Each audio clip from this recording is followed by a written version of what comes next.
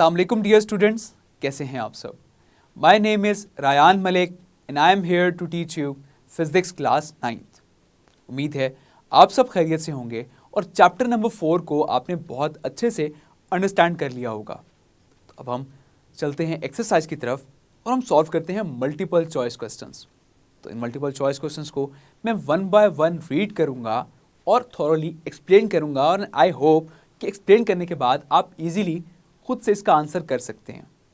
So let's move towards the board to solve the MCQs. Exercise multiple choice question. So encircle the correct answers from the given choices. So you have 4 options of each MCQ and you have to choose the correct one.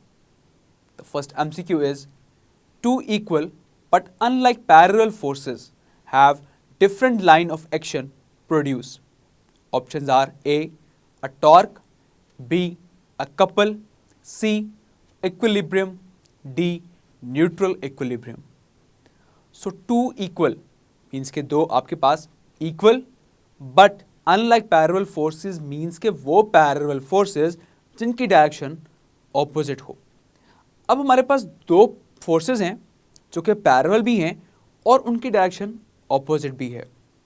Having different line of action means के वो parallel forces एक line में भी exist नहीं करती, उनका different line of action है।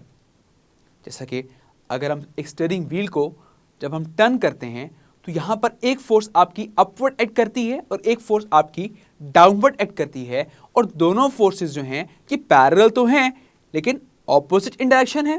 That means unlike parallel forces और इनका लाइन ऑफ एक्शन भी सेम नहीं है। तो ऐसे केस में क्या प्रोड्यूस होता है? That is couple. So option B is correct, which is a couple. The next MCQ. The number of forces that can be added by head to tail rule are. Options are A2, B3, C4 and D any number. So head to tail rule में हमने discuss किया था कि number of forces को हम इस तरह से अटैच करते हैं कि उसके टेल हेड के साथ कंसाइड कर रही हूं। इस तरह से जब आप नंबर ऑफ फोर्सेस अटैच कर लेते हैं तो एट द एंड हम ड्रॉ करते हैं रिजल्टेंट वेक्टर। रिजल्टेंट वेक्टर का टेल से कंसाइड करता है और हेड से कंसाइड करता है और रिजल्टेंट फोर्सेस जो है वो आपको बता रहा होता है कि उन फोर्सेस का कंबाइंड इफेक्ट क्या है।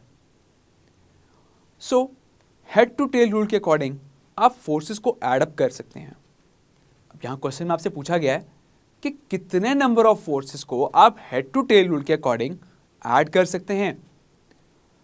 जस्ट रिकॉल द टॉपिक जहां पर हमने एग्जाम्पल सॉल्व करते हुए हमने 3 फोर्सेस को हमने हेड टू टेल रूल के अकॉर्डिंग हमने ऐड अप किया। अगर हमारे पास मजीद फोर्सेस हों तो क्या आप उनको भी ऐड कर सकते हैं? ऑफ कोर्स उनको भी हम easily head to tail rule के अकॉर्डिंग हम ज्वाइन करते जाएंगे और उनको भी फर्दर आप ऐड अप कर सकते हैं।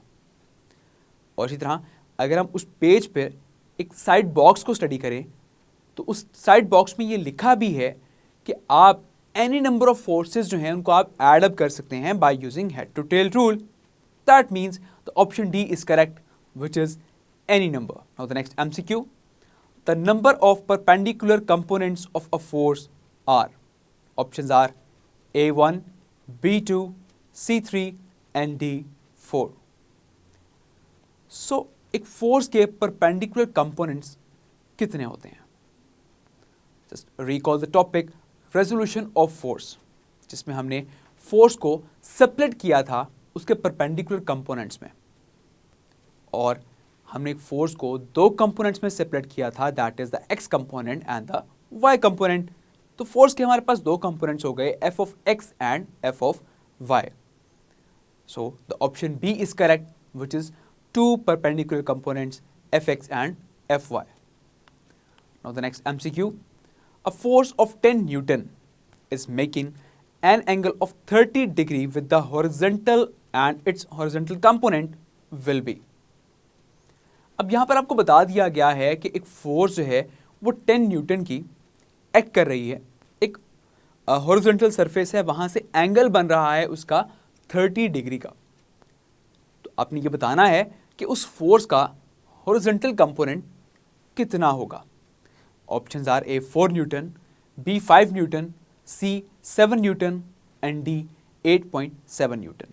अब फोर्स के केस में आपने पढ़ा था कि फोर्स के दो परपेंडिकुलर कंपोनेंट्स होते हैं, that is F of X and F of Y. Horizontal component हमेशा डिनोट करता है एफ ऑफ एक्स को और वर्टिकल कंपोनेंट डिनोट करता है एफ ऑफ वाई को। यहां पर आपने फाइंड करना है horizontal component, that means F of X, and F of X is equals to F cos theta, and f of y which is a vertical component that is equals to f sin theta। तो यहां पर हम find करने जा रहे हैं horizontal component, तो हम यूज करेंगे f of x that is equals to f cos theta। अब यहां पर आपको फोर्स की वैल्यू भी बता दी गई है which is 10 न्यूटन, थीटा का वैल्यू भी आपको बता दिया गया है that is 30 degree. So value put करेंगे इस फॉर्मूला में, f of x is equals to f की जगह हम पुट कर देंगे 10, cos थीटा की जगह आ जाएगा 30। तो cos 30 को आप कैलकुलेट करेंगे कैलकुलेटर से, जो भी आंसर आएगा उसको आप मल्टीप्लाई करवाएंगे 10 से and you got the final horizontal component f of x which is equals to 8.7 Newton, and Newton is the unit of force. Clear? So option D is correct. Now the next MCQ.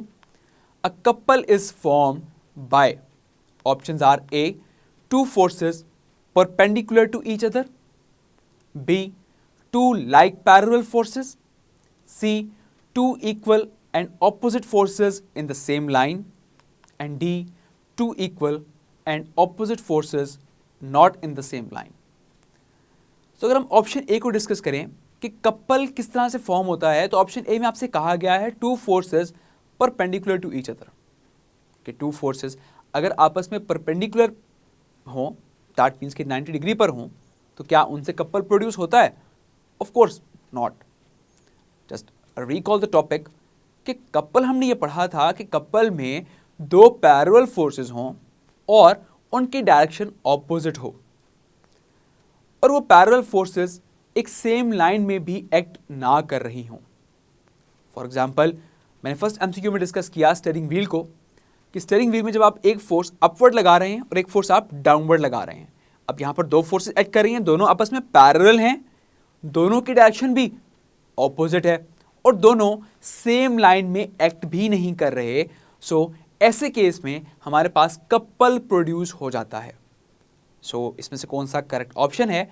B is two like parallel forces, of course not, because two unlike parallel forces आपको यहां पर required होती हैं। C में है two equal and opposite forces in the same line. Opposite forces तो हो गई, that clear, but they are not in the same line, that mean कि ऑप्शन सी भी करेक्ट नहीं है।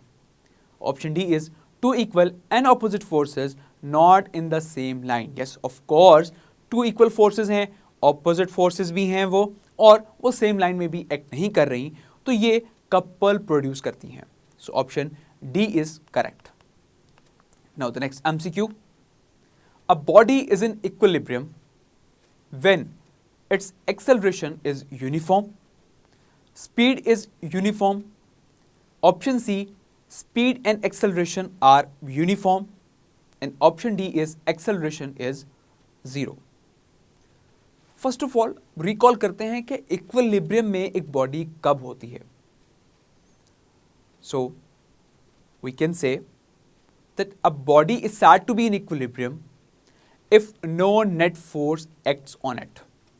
अगर एक बॉडी पर कोई भी नेट फोर्स एक्ट ना कर रही हो तो हम कहते हैं कि वो बॉडी इक्विलिब्रियम में है।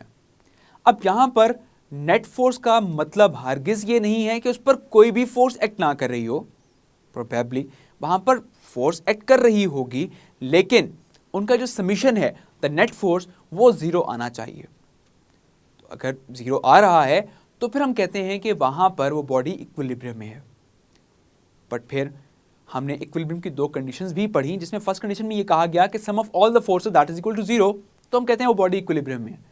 बट फिर हमने कुछ ऐसे केस भी देखे कि जिसमें सम ऑफ फोर्सेस तो जीरो आ रहा है, नेट फोर्स आपका जीरो आ रहा है, लेकिन वो बॉडी इक्विलिब्रियम में नहीं है। तो उस केस में फोर्सेस इस तरह से एक्ट कर रही हैं कि उनका समीशन तो जीरो है, लेकिन वो बॉडी को रोटेट कर रही हैं। दैट मीन्स कि वहां पर टर्निंग अफेक्ट प्रोड्यूस हो चुका है, and turning effect is the torque. तो फिर सेकंड कंडीशन में हमने ये कहा sum of all the torque acting on the body is 0।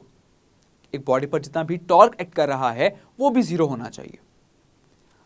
Summation of torque that is equal to 0। अब अगर हम ऑप्शन में देखें तो हम यहां पर बात कर रहे थे कि sum of all the forces that is 0 and sum of all the torque that is 0। तो ऑप्शन में कहीं पर भी फोर्स और टॉर्क की बात ही नहीं की गई। तो फिर इनमें से कौन सा करेक्ट ऑप्शन है? ऑप्शन ए में कहा गया है कि एक्सेलरेशन इज यूनिफॉर्म, और एक्सेलरेशन हमेशा तब प्रोड्यूस होता है जब एक बॉडी की वेलोसिटी में चेंज आ रहा हो। अब जब एक बॉडी की वेलोसिटी में चेंज आ रहा होगा तो क्या वो बॉडी इक्विलिब्रियम में होगी? Of course not. इस तरह से अगर हम बात करें स्पीड इज यूनिफॉर्म, स्पीड उसकी यूनिफॉर्म हो सकती है बट क्वाइट पॉसिबल कि वो बॉडी टर्न ले रही हो हर जगह से। जब वो टर्न ले रही होगी दैट इज अगेन कि वो बॉडी इक्विलिब्रियम में नहीं है।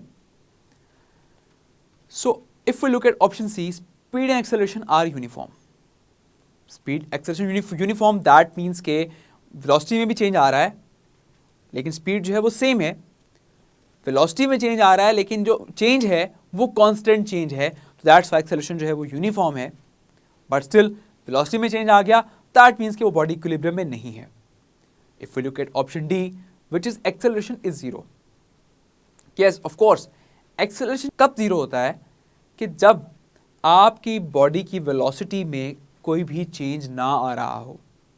अगर वेलोसिटी में कोई चेंज नहीं आएगा, एंड वेलोसिटी मीन्स कि उसकी ना तो डायरेक्शन में चेंज आ रहा है, ना उसकी मैग्नीट्यूड में चेंज आ रहा है, ना उसकी स्पीड चेंज हो रही है, तो अल्टीमेटली उसका एक्सेलरेशन जो है वो 0 हो गया। तो यहाँ पर हम कहेंगे कि वो बॉडी इक्विलिब्रियम में है। सो option D is correct. Now move towards the next MCQ.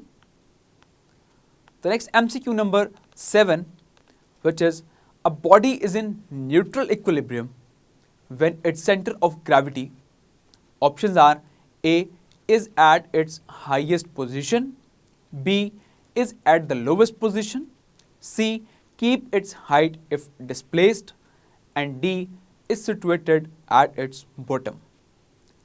तो एक बॉडी कब न्यूट्रल इक्विलिब्रियम में होती है? जब उसका सेंटर ऑफ ग्रेविटी कहाँ पर हो। सो न्यूट्रल इक्विलिब्रियम में हमने डिस्कस किया था कि इस केस में जब आप एक बॉडी को टर्न करते हैं, मूव करते हैं या फोर्स अप्लाई करते हैं, तो वो बॉडी कभी भी मूव करने के बाद अपनी ओरिजिनल पोजीशन में वापस नहीं आती, लेकिन उसका सेंटर ऑफ ग्रेविटी जो है वो हमेशा उसी पॉइंट पर रहता है, वो चेंज नहीं होता। फॉर एग्जाम्पल, अब अगर एक बॉल को मैं रोल करता हूँ तो बॉल को जब रोल करेंगे तो बॉल का जो सेंटर ऑफ ग्रेविटी पॉइंट होगा वो उसके सेंटर में ही रहेगा, लेकिन बॉल रोल करने के बाद कभी भी अपनी ओरिजिनल पोजीशन में वापस नहीं आएगा। तो यहां पर हम ये कहते हैं कि वो बॉल न्यूट्रल इक्विलिब्रियम में है। सो ऑप्शन को डिस्कस करते हैं कि उसका सेंटर ऑफ ग्रेविटी जो है वो हाईएस्ट पोजीशन पर है। नो, उसका centre of gravity lowest position पर है। Of course not, lowest position पर होता दैट्स मीन कि फिर तो वो स्टेबल इक्विलिब्रियम होता कि बॉडी जो है वो मोर स्टेबल है। Option C is keep its height if displaced. अगर आप उसको डिस्प्लेस करें भी सही तो वो सेंटर ऑफ ग्रेविटी अपनी हाइट को वहीं पर रखता है, दैट मीन कि वो सेंटर पर रहता है, उसका centre of gravity point change नहीं होता। So option C is correct which shows कि ये न्यूट्रल इक्विलिब्रियम है। Now the next MCQ, racing cars are made stable by, options are A increasing their speed, B decreasing their mass, C lowering their center of gravity, and D decreasing their width. अब racing cars तो आप सबने देखी ही होंगी, तो racing cars कैसी होती हैं और रेसिंग कार्स जो हैं ये ज़्यादा स्टेबल भी क्यों होती हैं? तो रेसिंग कार्स आपने देखी हैं कि वो काफ़ी लोअर हाइट की होती हैं। उनकी हाइट एक आम गाड़ियों की तरह उनकी हाइट जो है वो काफ़ी ऊपर नहीं होती, बहुत नीचे होती है। तो हम बेसिकली उसकी हाइट को नीचा क्यों रखते हैं, उसकी हाइट को हम ज़्यादा हाइटेड क्यों नहीं बनाते? जस्ट बिकॉज रेसिंग कार्स ने काफ़ी हाई स्पीड से मूव करना होता है। तो जब क्योंकि वो बहुत ही हाई स्पीड से मूव करते हैं, दैट मीन्स कि उनको ज़्यादा स्टेबिलिटी रिक्वायर्ड है कि जब वो टर्न करें तो वहाँ पर इजीली वो टर्न कर जाएं और गाड़ी जो है वो स्किड ना हो, गाड़ी रोल ओवर ना हो। तो उसको स्टेबल बनाने के लिए हम ये करते हैं कि उसके सेंटर ऑफ ग्रेविटी को लोअर करते हैं। So option C which is lowering their centre of gravity, कि सेंटर ऑफ ग्रेविटी को लोअर करके आप उस रेसिंग कार को ज़्यादा स्टेबल बना सकते हैं। So option C is correct, which is lowering their centre of gravity. Clear? I hope ये मल्टीपल चॉइस क्वेश्चंस आपको बहुत अच्छे से समझ आ गए होंगे। So see you in the next lecture. Till then take care. अल्लाह हाफिज़।